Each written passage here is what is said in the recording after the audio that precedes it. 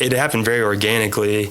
How coming back here worked right when COVID hit.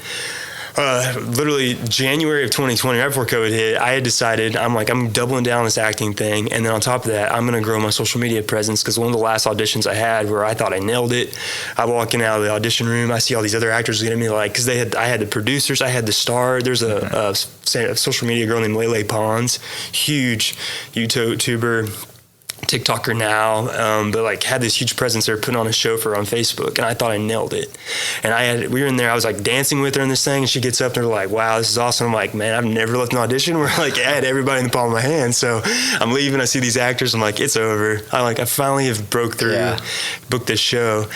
Didn't get it because I didn't have enough social media followers. They wanted somebody with a presence. And I'm like, gosh dang, how do I do this? So in like January, I can remember this to the day, December 14th, 2019, I was like, I'm going to start my own YouTube channel. I'm going to start putting this stuff on social media. I'm going to start telling stories, telling funny videos, clips. I started seeing like the Trey Kennedys of the world, comedian type people, but also people who tell like auditioning, showcasing how good they are at acting on stuff. So I'm like, I'm going to show what I can do behind the camera and in front of the camera all at the same time. And that's how I'll grow and show all these Hollywood people how I can operate. And then COVID hits. Everything shuts down in California. Lockdown. And so the week is so funny that, and again, this goes back to what you were saying about timing.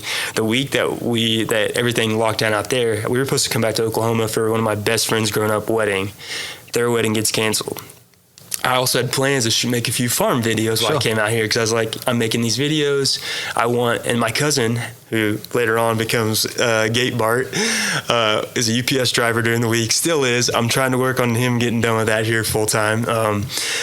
He was like, I'm off that week. Why don't we make some videos? I'm like, all right, heck yeah. I got a camera guy. I got somebody maybe be in my scenes with me. So everything gets canceled. Plans get kaput. In my head, I couldn't sleep that night, because I'm like, man, there goes all my plans I wanted to make. I really felt like I had something planned. I actually scripted out. I used to script out everything. I had 6 videos I was going to shoot, scripted all the way top to bottom. And everyone's like, oh, my wife's like, we can't go anywhere. Everyone's freaking out. And in my head, I go, I still got to go. I still got to go back home. She's like, why do you got to run home? I said, I don't know why, but I feel like if I go there, I can make something good. And I've been putting stuff on YouTube for 3 months, and it was like 600 views. And in my head, like if we got over 100, like that was good.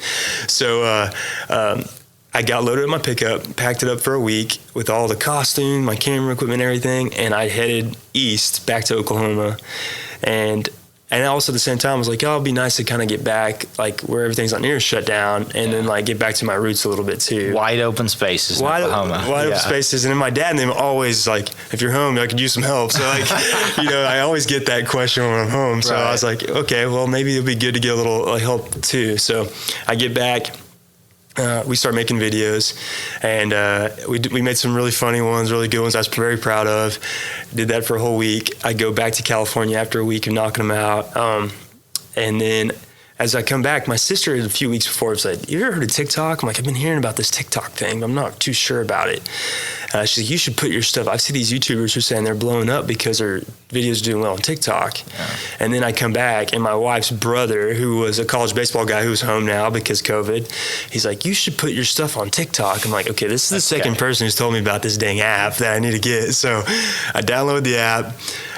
Couldn't figure it out, but I was like, I'm smart enough. I know how to like edit and put things together. So I take a video we shot in my barn. We recreated the scene from, Risky Business with Tom Cruise, where he slides in his underwear, and it's to a Luke Combs song though called One Too Many.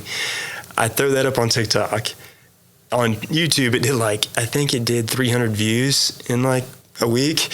One day on TikTok, it did 31,000 views, and I had no followers, and I'm like, wow, what is this? Jackpot. What is this app? Yeah.